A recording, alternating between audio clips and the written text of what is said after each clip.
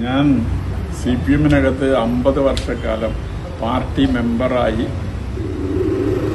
അതിൻ്റെ ജില്ലാ കമ്മിറ്റി അംഗമെന്ന നിലയിൽ വരെ ഉയർന്ന് പ്രവർത്തിച്ച ഒരാളാണ്. ഒരു കമ്മ്യൂണിസ്റ്റ് പാർട്ടിക്കകത്ത് ഒരിക്കലും ഉണ്ടാകാൻ പാടില്ലാത്ത അപജയങ്ങൾ കണ്ടപ്പോൾ അത് ചോദ്യം ചെയ്യുകയും അത് നേതൃത്വത്തിൻ്റെ ശ്രദ്ധയിൽപ്പെടുത്തി പരിഹരിക്കാനുള്ള ശ്രമം നടത്തുകയുമാണ് ഞാൻ ചെയ്തത്.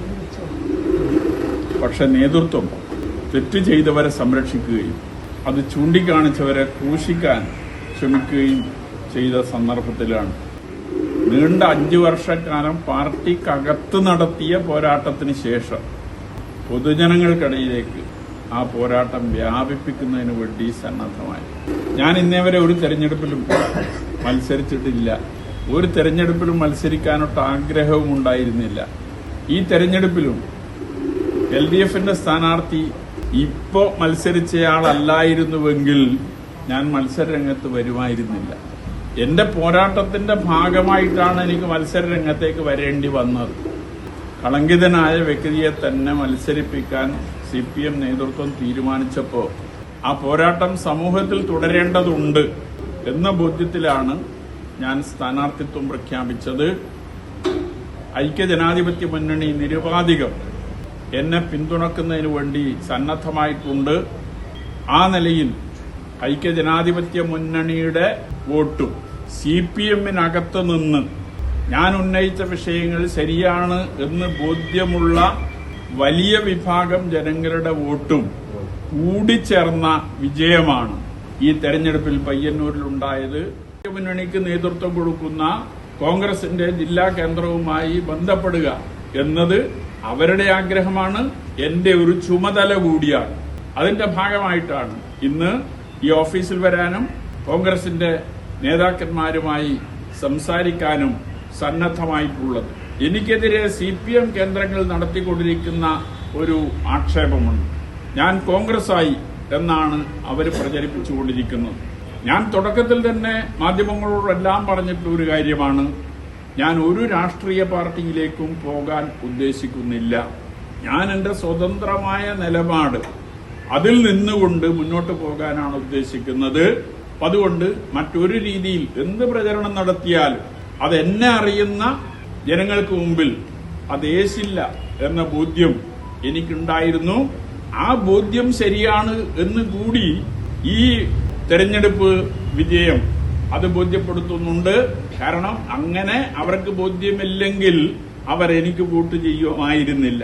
അപ്പൊ അതുകൊണ്ട് അവർക്കും ആ കാര്യങ്ങൾ ബോധ്യമുണ്ട്. ഒരു സ്വതന്ത്രർ എന്ന രീതിയിൽ തന്നെ ഞാൻ മുന്നോട്ട് പോകും. അതോടൊപ്പം തന്നെ UDF-ന്റെ പിന്തുണ കൂടി ലഭിച്ചതിന്റെ ഫലമായിട്ടാണ് ഈ വിജയമുണ്ടായത് എന്നതുകൊണ്ട് UDF-ന്റെ നിലപാടിനനുസരിച്ചുള്ള ഒരു സമീപനവും എന്റെ ഭാഗത്ത് നിന്ന് ഉണ്ടാകും എന്ന് ഇതിന്റെ ഭാഗമായി ഞാൻ സൂചിപ്പിക്കുക. ഇവരെന്നെ സഹായിച്ചതിന് ഒരു തെളിവും അവർക്ക് ഹാജരാക്കാൻ സാധിച്ചിട്ടില്ല. കാരണം എന്നെ സഹായിച്ചിട്ടില്ല. പക്ഷേ ഇങ്ങനെ ഒരു പോസ്റ്റർ അവരിറക്കാൻ കാരണമായി ഞാൻ കാണുന്നത് ഈ ഫണ്ട് വിവാദം നടന്നപ്പോ ഞാൻ ഉന്നയിച്ച വിഷയങ്ങൾക്ക് അനുകൂലമായിരുന്നു ഇവരെല്ലാവരും.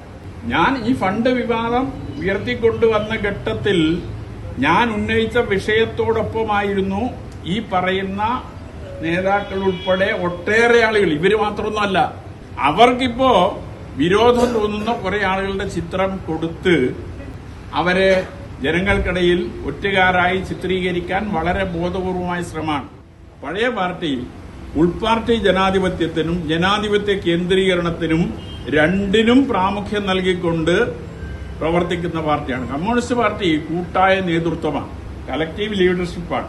ഇന്ന് ഒരാൾ പറയുകയും അത് മറ്റുള്ളവർ റാൻ മൂളി അംഗീകരിക്കുകയും ചെയ്യുന്ന രീതിയിലേക്ക് ഒരടിമ സ്വഭാവത്തിലേക്ക് കേരളത്തിലെ പാർട്ടി മാറിയിരിക്കുന്നു എന്നതാണ് ഇപ്പോഴുള്ള ഒരവസ്ഥ. പക്ഷെ ഞാൻ നേരത്തെ പറഞ്ഞു, ഒരു വ്യക്തിയിൽ ഒതുങ്ങി മുന്നോട്ട് പോകുന്നതല്ല കമ്മ്യൂണിസ്റ്റ് പ്രസ്ഥാനം. ഒരു വ്യക്തിയുടെ നിലപാടിനനുസരിച്ച് പോകേണ്ടതല്ല കമ്മ്യൂണിസ്റ്റ് പ്രസ്ഥാനം.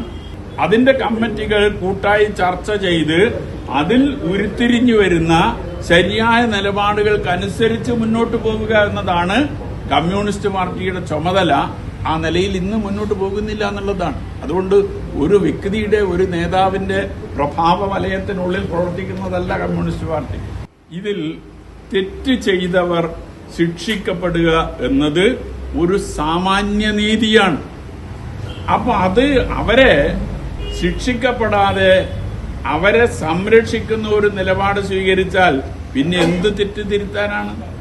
അപ്പൊ ആ നിലയിലുള്ള സമീപനം CPM നേതൃത്വത്തിന്റെ ഭാഗത്തു നിന്നുണ്ട്. കമ്മ്യൂണിസ്റ്റ് പാർട്ടി അനുഭവത്തിന്റെ അടിസ്ഥാനത്തിൽ തിരുത്താൻ തയ്യാറാകുന്ന പാർട്ടി ആയിരുന്നു, അങ്ങനെ തയ്യാറാകേണ്ടുന്ന പാർട്ടിയാണ്. പക്ഷേ കുറച്ചു കാലമായി അത് ഉണ്ടാകുന്നില്ല എന്നതാണ് ഈ ഒരു അനുഭവത്തിന്റെ വെളിച്ചത്തിൽ. കാരണം ഇതിനു മുമ്പ് കമ്മ്യൂണിസ്റ്റ് പാർട്ടിക്കകത്ത് കാണാൻ സാധിക്കാത്ത പ്രവണതകളല്ല ഈ തെരഞ്ഞെടുപ്പിൽ കണ്ടത്. ഇതിനു മുമ്പ് ഇങ്ങനെ കൂട്ടമായി കമ്മ്യൂണിസ്റ്റ് പാർട്ടിയുടെ നേതൃത്വത്തിലുള്ള ആളുകൾ ആ പാർട്ടിക്കെതിരെ മത്സരരംഗത്തേക്ക് വരുന്ന ഒരു കാഴ്ച ഇതിനു മുമ്പ് എപ്പോഴെങ്കിലും ഉണ്ടായിട്ടുണ്ടോ? ഒരിക്കൽ പോലും ഉണ്ടായിട്ടില്ല. അപ്പൊ ജി സുധാകരൻ, അതുപോലെ തന്നെ ടി കെ ഗോവിന്ദൻ മാഷ്, അതുപോലുള്ള നിരവധി ആളുകൾ ഈ തെരഞ്ഞെടുപ്പിൽ പാർട്ടി തീരുമാനത്തിനെതിരായി പരസ്യമായി രംഗത്ത് വന്ന് മത്സരിക്കുന്ന അവസ്ഥയിലേക്ക് മാറിയിട്ടുണ്ട്. ഇത് കൂടാനാണ് പോകുന്നത്.